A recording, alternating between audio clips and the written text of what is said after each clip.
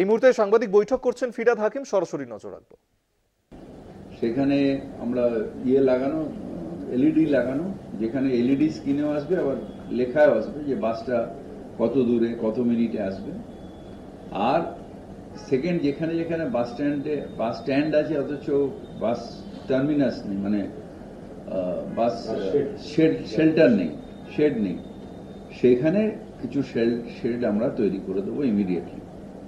এইটা নিয়ে একটা মিটিং হয়েছে, যেটা একটা সমন্বয় coordination meeting, transport department mainly, তার সাথে ক্যালকাটা কর্পোরেশন, 3টে কর্পোরেশন এবং আইটি ডিপার্টমেন্ট নিয়ে আজকে আমরা একটা মিটিং করলাম, যেখানে আমরা নেক্সট কিছুদিনের মধ্যেই ট্রান্সপোর্ট ডিপার্টমেন্ট তারা যে 12টা রুটের বাস যাবে তাদের ড্রাইভারদের একটা প্রশিক্ষণ শিবির তৈরি হবে, যেখানে প্রশিক্ষণ দেওয়া হবে এবং তারপরে আমরা এই বাসগুলো ওখানে এলইডি লাগাবার পরে আমার মনে হয় যে 2-1 মাসের মধ্যেই আমরা এটাকে চালু করে দিতে পারবো।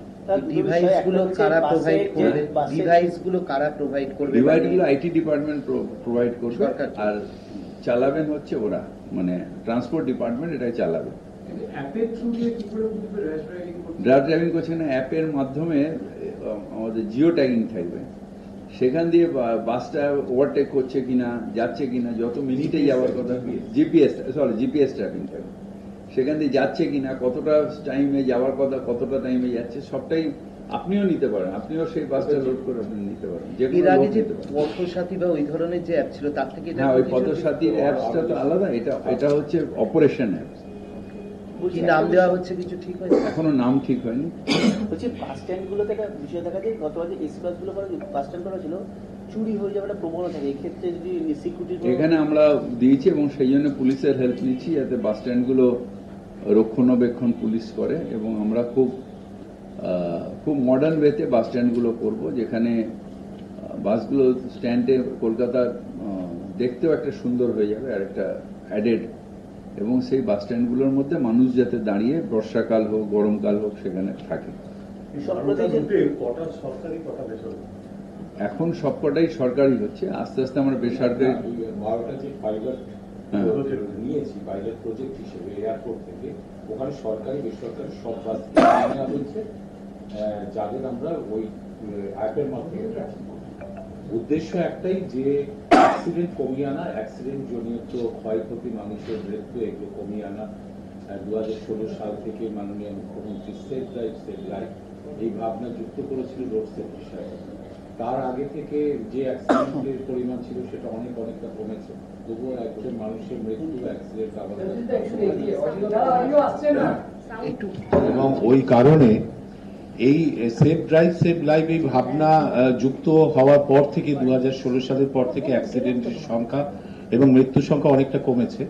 তবুও একটি অ্যাক্সিডেন্ট বা মৃত্যু তো আমাদের কাছে কাম্য হয় না। আপনারা সকলেই এটা প্রচার করেছিলেন যে বেশ কয়েকদিন আগে বেপরোয়া বাস চালিয়ে 2টো দুর্ঘটনা ঘটেছিল এবং মৃত্যু হয়েছে, এবং মাননীয় মুখ্যমন্ত্রী প্রচন্ড উদ্বিগ্ন হয়েছেন সে ব্যাপারে, আমাদের নির্দেশ দিয়েছিলেন, আমরা তাই নিয়ে বসেছিলাম।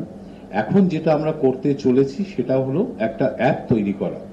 সেই অ্যাপটা ড্রাইভারকে লোড করতে হবে সকালবেলা, এবং সেটা মনিটরিং করব আমরা, এবং ড্রাইভার গাড়িটা বেপরোয়াভাবে চালাচ্ছে কিনা, কত স্পিডে চালাচ্ছে, কোথায় আছে, সবটা অ্যাপের মাধ্যমে আমরা বুঝতে পারবো, গাড়ির মালিকও কিন্তু জানতে পারবে।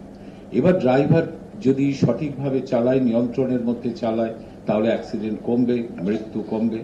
কিন্তু সে যদি এই অ্যাপ ডাউনলোড করার পরেও সে এটা না শোনে, কে কারো প্রবণতা থাকে আমি মানবো না, শুনবো না, তাকে নির্দিষ্ট কয়েকবার সতর্কীকরণের পর তার ড্রাইভিং লাইসেন্স বাতিল হবে। নগরায়নে আপনি প্রেসমিট করেছিলেন, এসওপি নিয়ে কথা বলেছিলেন।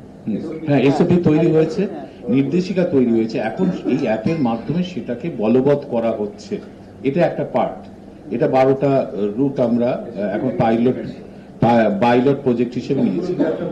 হ্যাঁ, না, একটা হচ্ছে তাকে ড্রিঙ্ক করা যাবে না, রুটগুলো তো এখানে নির্দিষ্ট করে বলা যাবে না। হ্যাঁ, এইগুলো আপনি লিখিত আকারে দিয়ে দিতে পারেন। হ্যাঁ, এয়ারপোর্ট থেকে পাইলট প্রজেক্ট করা হচ্ছে, তারপর সারা কলকাতা জুড়ে হবে, এটা সব জায়গায় বলবৎ হয়ে যাবে। এবার দ্বিতীয় হচ্ছে এটাই যে যাত্রী সাধারণের সুবিধের জন্য আবার একটা অ্যাপ হচ্ছে যেটার মাধ্যমে যাত্রীরা বুঝতে পারবে, তার রিয়েল টাইম আপডেট পাবে বাসের, যে আমি বাস স্ট্যান্ডে দাঁড়িয়ে আমার বাসটা কত দূরে আছে এবং সে কত মিনিটের মধ্যে আমার বাস স্ট্যান্ডে এসে পৌঁছবে। এর একটা অ্যাপ তৈরি হচ্ছে। এখন বিষয়টা হলো, তাহলে এই অ্যাপটা তৈরি হয়ে গেছে, এবার সেটা আমাদের দ্বারা যে বাস স্ট্যান্ডগুলো আছে, যে যাত্রী শেডগুলো আছে, শেল্টারগুলো আছে, সেখানে আমরা এলইডি বোর্ডের মাধ্যমে ওটা শো হতে থাকবে যে তার বাসটা কত নম্বর বাস কখন